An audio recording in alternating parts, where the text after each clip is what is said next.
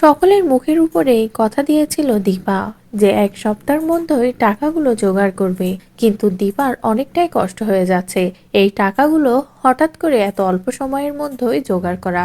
অন্যদিকে principal ma'am তো বারবার ওয়ার্নিং দিচ্ছে, তখনই দীপা তার সাথে কথা বলতে চাই যে আমাকে একটু সময় দিন, যত তাড়াতাড়ি সম্ভব আমি আপনার টাকাটা দিয়ে দেব, আমাকে একটু সুযোগ দিন। তখনই প্রিন্সিপাল ম্যাম বলে, এটা আমাদের জন্য একেবারেই অসম্ভব হয়ে উঠছে।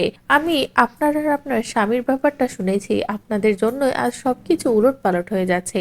এদিকে হঠাৎই তখন প্রিন্সিপাল ম্যামের সাথে একজন দেখা করতে আসে এবং সে বলে যে মাত্র 3 দিন পরে একটা ডান্স কম্পিটিশন আছে, আর সেখানে যে জিতবে তাকে অনেক টাকা দেয়া হবে। যেটা শোনার পরে তো দীপা পুরো চমকে যায়। দীপা মনে মনে ভাবতে থাকে এটাই সুযোগ, কিছু তো একটা করতেই হবে। অন্যদিকে ওর জন্য দীপার জন্য চাকরির ব্যবস্থা করে, সেখান থেকেও দীপা অনেক টাকা পাবে। কিন্তু দীপার একটাই কথা, দীপা কারোর সাহায্য নিবে না, তাহলে তো দীপার হেরে যাওয়া হয়ে গেল। যেটা শুনে তো অর্জুন বুঝতে পারে যে এভাবে দীপাকে সাহায্য করা একেবারেই অসম্ভব। আর দীপার এই কথা শুনে তো তখনই রত্না দেবীও নিজের ডিপোজিট করা টাকাগুলো দীপার হাতে তুলে দেয় যে তুই এখান থেকে এই টাকাগুলো নে আর নিজের ইচ্ছে মতো খরচ কর। কিন্তু দীপা সেটাতেও রাজি হয় না। দীপা বলে, এবার যা করার আমার নিজের যোগ্যতায় করতে হবে মা, তা না হলে যে আমি হেরে যাব। আমার সামনে একটা অনেক বড় সুযোগ এসেছে, আমি এবার সেই সুযোগটাই কাজে লাগাবো।